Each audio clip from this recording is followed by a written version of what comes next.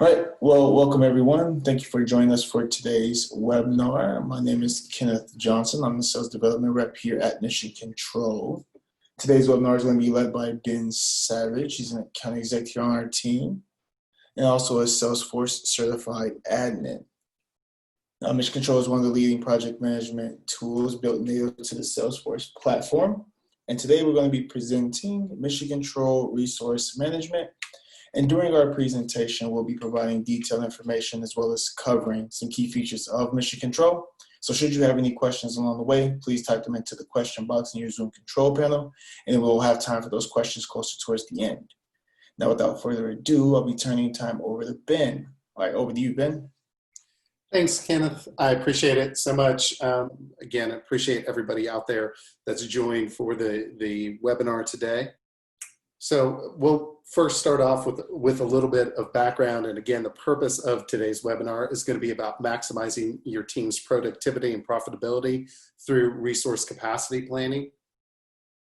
And we're just going to start off with a little bit of information about Mission Control to give you some context here around who uses it.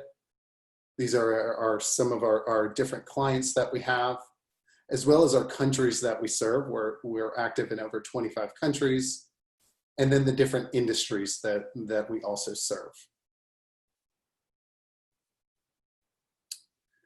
So next, we're going to take a look at three key areas as we get started, as far as why the resource capacity planning might be important. So first, we'll start with the capacity, kind of what's our bandwidth, what work have we committed to, do we have any capacity for new projects, are any of our resources bottlenecked, who's on the bench to do that work, and then will new sales impact our resource requirements. So again, that's going to be handled through our scheduler when we're talking about capacity planning.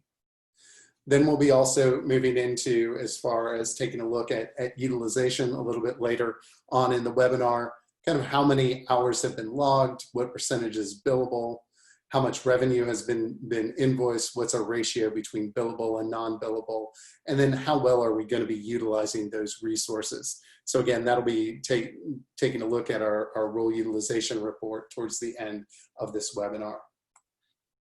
Additionally, we'll be taking a look at profitability through our revenue recognition report. Are we making a profit? Can we compare our estimate versus actuals? And then can we recognize that revenue that's generated? So that's going to be essentially the flow of what we'll be looking at today. And this is actually what we'll be touching on within our demo upcoming right now. So we've first taken a look at our roles and the impact that will have. Then we'll be going over into our scheduler. Next, we'll be taking a look at that resource assignment wizard, then the reassignment wizard, both from the project perspective and the role perspective, and why those will be important for you, as well as timesheets. Then we'll be touching on that role utilization report that I just mentioned, as well as revenue recognition. So let's go ahead and dive in and get started. So when you come into Mission Control, we're looking here at our roles, and we have three different role types. And they're going to be important because they'll effectively allow you to see the best resource for the project. So you've got first your user, then your contact, and then your asset. So let me explain. Your user is going to be somebody that would need full access into Mission Control. They're going to require a Mission Control license as well as a Salesforce license. Your contact comes up next. They do not need a license of Mission Control or even of Salesforce. They would be built out as action owners or contributors within an action on one of your projects. They'll be able to receive things like the daily digest, your weekly project status report, a new action or a dependent action notification. And then finally, you've got your asset. So asset's just going to be a placeholder within the project. So if you think through, if you were to build out a project template and you were to say have a project manager, an engineer, and per se a developer, you could reassign those assets as needed. So in this case, we're just going to assign this as I'm the user. We're linking my name over into Salesforce to a contact there, putting in my job title, my hours per week, and then the billable target's really going to be the percentage of hours per week. So I'm saying 35% of 40 hours is what I'm wanting to reach.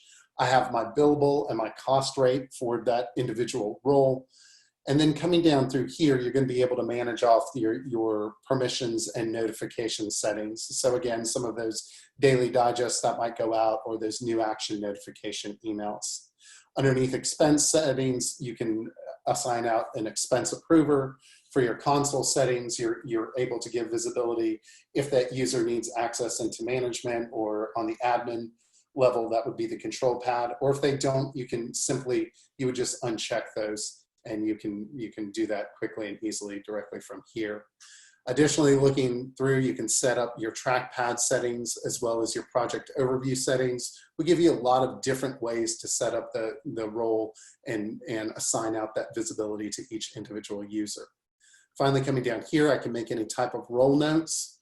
And then through here, I'm able to sign out if that role is going to be on multiple teams. So you can create your own drop-down of different teams that you would like. You can make those active. A single role can be on multiple teams. Master team is just going to be the team that each time you select master, that they'll default back to. And then down here, you've got your skill assignment. You can set up, again, different skill types if you'd like. We just have it with skills certification and language out of the box for you. And you can set up your own variety here of skills. Making those active. Skill proficiency will say, or your proficiency level will be 1 is basic, 5 is advanced, and then an expiration date around the certification. Again, for each of these, you're going to be able to sign out your billable, what you're charging out to your client, and then cost rate, what we're charging internally to do that work. So again, the roles will come into use here as far as throughout the project, and certainly in our scheduler next that we'll look at, and you'll see the impact of teams and the skill assignment from there.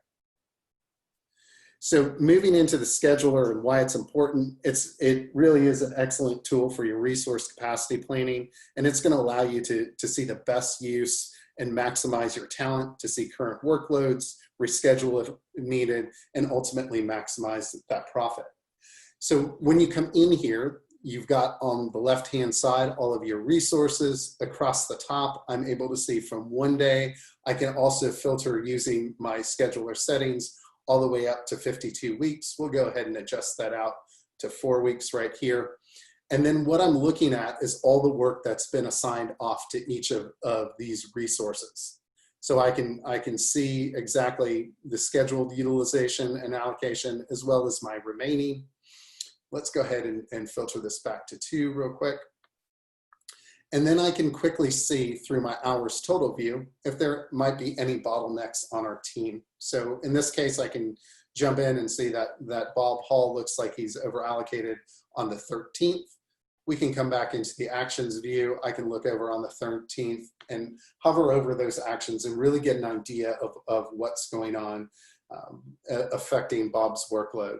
So in this case, we can go ahead and reassign, and I can just drag and drop reassign from there. I can extend that action out if needed. And if you'll notice, it took it off of Bob's capacity, reassign that to Chris's. Alternatively, I could also come up here and come back in over into our filters right here, and I could select down saying that I would need somebody with those same type of skills that Bob might have, as well as, or search by teams. You can even set up your own types of saved filters right up here for quick and easy searching. And then coming back in here, we can take a look through our hours detail, and this will give us an instant view into the billable and non-billable work, as well as pulling through any type of Salesforce events that we might have on our calendar, and then also our holiday hours that somebody might have submitted. So this will allow us to see a view of how what's actually being billed and non-billable. So if we have somebody that has a lot of non-billable work, perhaps we could move workloads around and be able to reassign it to maximize profitability there. Your financials tab, this is just going to actually show you what's being billed out for each resource on that given day. So we're able to quickly see that. And then coming back into our projects overview, you're able to see all of your actions combined into the actual project. So here we can hover over Metro Software. I can see what the status is, my hours, total contribution, as well as remaining contribution. So again, really looking at the scheduler, this will allow you to have that visibility for your entire team to see what their current capacity is, as well as planning into the future to maximize your team's use as well as their profitability. Coming next, we're going to take a look at our resource assignment wizard. But first, I'd like to start off with a brief project overview of what a project might look like within Mission Control. So in this case, we've got our project name, which is the Martel Technology website. I've got my completed, any overdue actions. And underneath there, underneath the project name, I have my milestones, actions, and checklists. These are all my milestone names. Anytime you see this blue plus, you're just going to click into it. It's going to drop down the next level within the project. So at the heart of it, our actions drive the milestone, which in turn drives your overall project. Coming across, I've got my project name, who's the action owner, or I'm sorry, not my project name, but my action name, who my action owner is, my status, my start, my end date. If it's flagged up in red, it just means that it's due today, that action is, or it's past due. If it's flagged up down here in orange, it means it's due tomorrow or in the next few days. It's just a visual indicator. Then coming across here, I can see my hours summary. And now we're going to jump into that resource assignment wizard. Again, the resource assignment wizard is going to be one of the best ways that you can actually add contributors or action owners within a specific action. And it's going to be important because it'll give you insight into the availability to their skill set based on teams as well as skilled proficiency. So here what I'm able to do is I can come in and I can say, all right, I want to go ahead and filter on the Easy Websites team. Let's go ahead and on this particular one, I'm going to filter down by sales with a proficiency level of a 5. Here we're going to come in and look at the number of weeks out on the scheduler. I'm going to go off based on that criteria. This will pull in everybody that's available that matches that. And now I can assign the most appropriate person to help assist on the delivery of this action. So I'll go ahead and assign myself off some work, as well as it looks like we could pull in also Colin right here. So here what I'm able to do, we're just going to assign an hour and a half off to Colin. I'll give myself an hour. And then we can assign a little bit of non-billable work as well. From here, you just go off and hit save. That's going to show an icon directly on the project where you're able to hover over and you can see that everybody that's helping assist on the delivery of this particular action. Next, we're going to take a look at our reassignment wizard. So this, you're able to quickly reassign ownership from one role within a project, as well as you'll be able to do it from the role perspective. And we'll take a look at both of those. And it's important because it's going to allow you to save time if you need to reassign several actions within your project. So let's go off and take a look. You're going to find that up here on the right-hand side, and we're just going to come down and access that through the reassignment button. So when you come in, what I'm looking at are all of the different roles that are working on this particular project, who the project owner is, my milestone, my action owners, as well as checklist item, and any contributors. So what you can do here is you can quickly reassign any work that you want to change the roles on. So let's go ahead and say that I've been moved off of this particular project. I'm going to need to reassign everything. So I can do that quickly and easily. We're just going to go ahead and give that work off to Chris in this case. So we're just reassigning that directly here. So everything that I've been responsible for now is reassigned to Chris. And you're going to be able to see that now as we go back into the project overview. So again, coming in here, let's just expand that out. And anywhere that you see Chris, that was formerly what I was responsible for. Now, the next use case would be you can come in and you can use the reassignment wizard directly from the role. So let's say that Kim has moved on to a different team. We can come in and reassign all of her work that she's been working on. So I might not want to reassign completed work, but anything that might be planned or in progress, you can certainly reassign that. So here we're going to go ahead and reassign that all to Jeremy in this case. So again, I'm reassigning everything that she's a project owner for, all the milestones that she's on, including any actions, and we don't have any checklist items, so we won't do that. But with one click, then we've reassigned all of that off to Jeremy.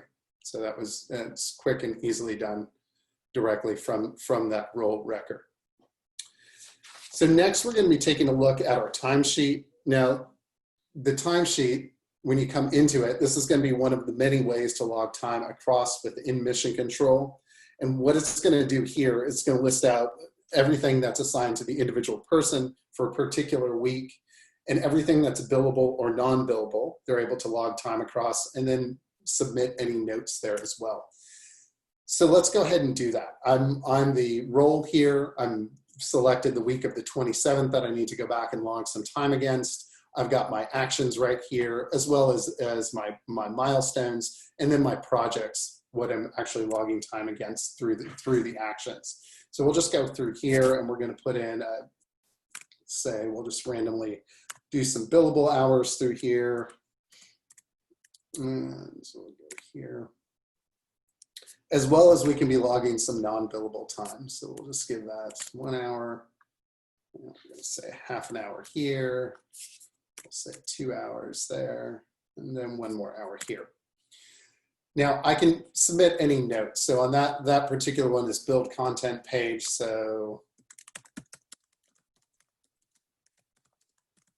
I can quickly make my notes, and then I'm able to see my totals on the right-hand side.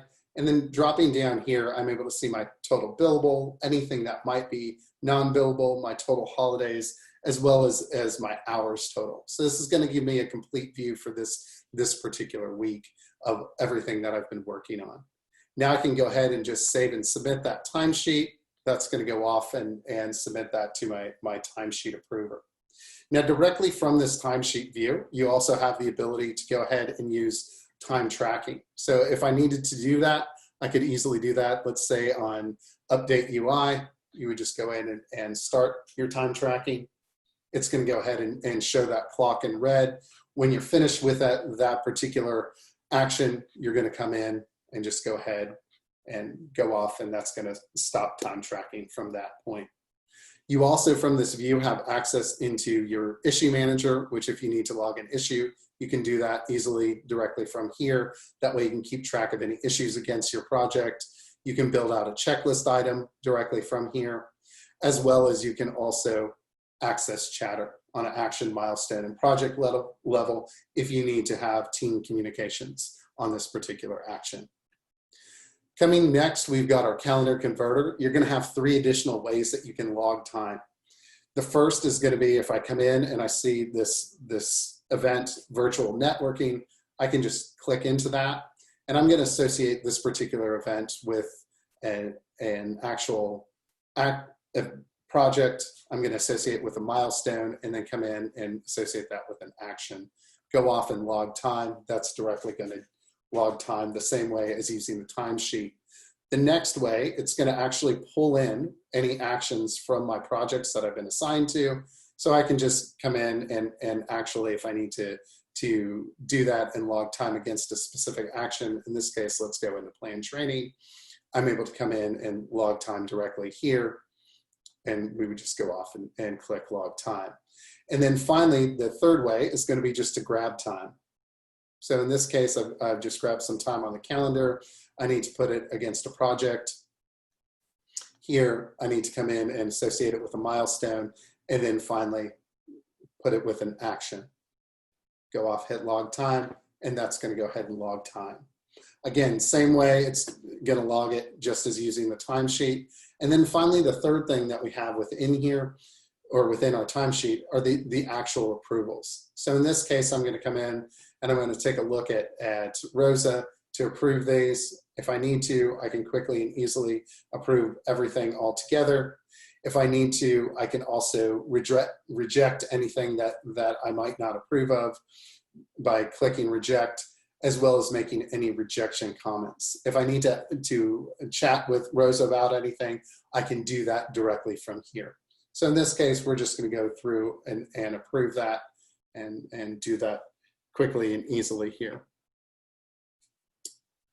All right. So you also, just to mention, you've got some different areas where you can also log time. We've done it through the timesheet. You also can use the utility bar at the bottom. You can do that anywhere you have actions through the whiteboard, as well as the main console too. Next, we're going to come over and we're going to take a look at our role utilization report. So again, the role utilization report is going to provide you detailed insight into how your resources have been performing against key metrics. It's going to show you how many hours they have been meant to work in a week, how many hours they have worked, whether that's billable or non-billable time. So it really helps you gain insight into their overall utilization. When you come into this report, you've got the flexibility. You can filter by role, and I've set this up on 3 roles to filter. You can do this based on teams that you've set up, or as a master team. You're going to put in your start, your end date. You have the view. You can sort that by weekly or monthly.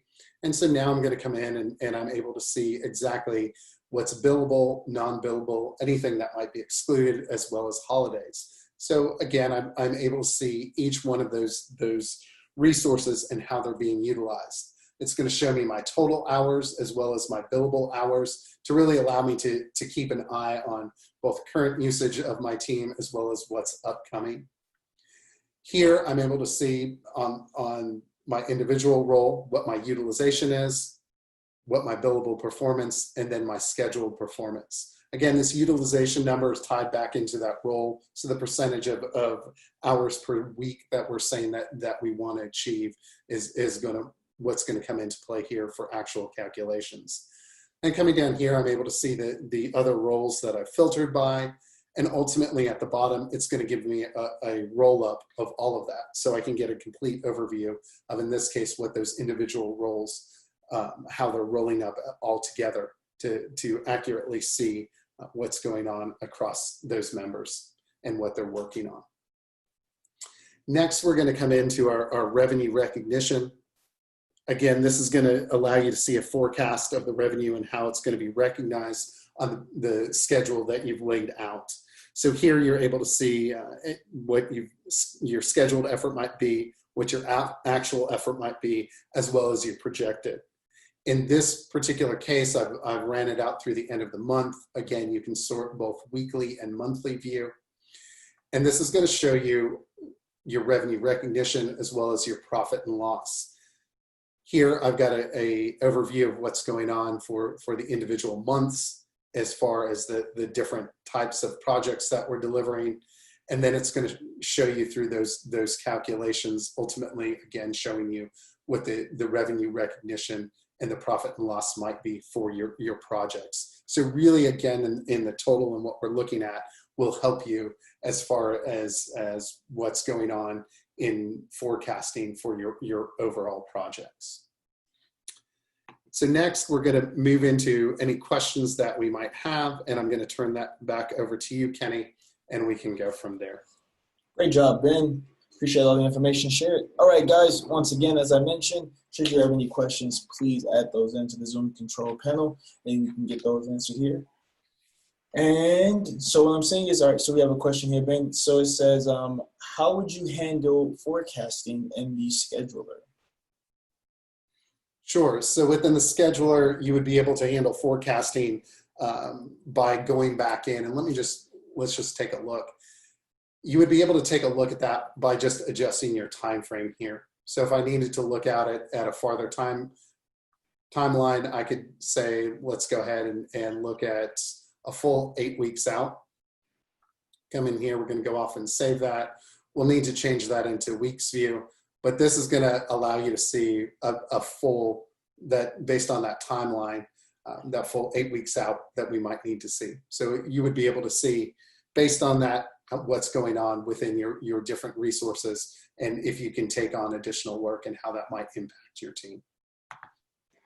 Perfect. All right.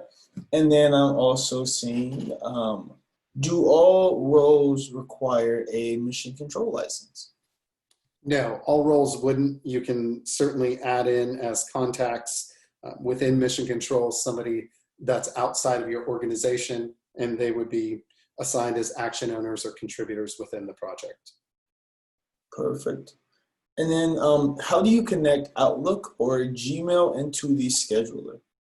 Sure, that's a great question. You would look for a third-party email integration tool. You could find one like Cirrus Insight that we use here at Mission Control, as well as you could use Salesforce Inbox. You're just going to connect over your Gmail or Outlook calendar into your Salesforce calendar. From there, you're going to actually just reflect that into your scheduler.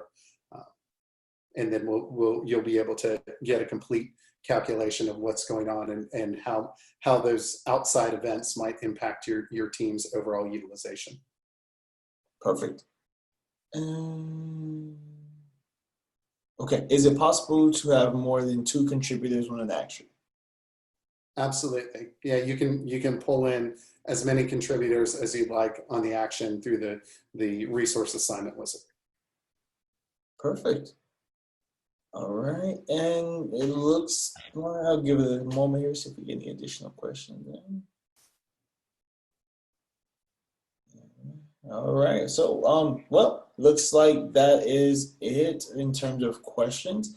Once again, I want to say thank you, everyone. We appreciate you for attending today's webinar. We'll be sending out a follow-up email, and you're definitely welcome to schedule a requirements call, as well as install our 14-day free trial that provides valuable resources, including a quick start guide, which is the easiest way to get started with Mission Control. So once again, thank you for joining us, and you all have a great day. Thank you, everyone. Take care. Bye. Bye-bye.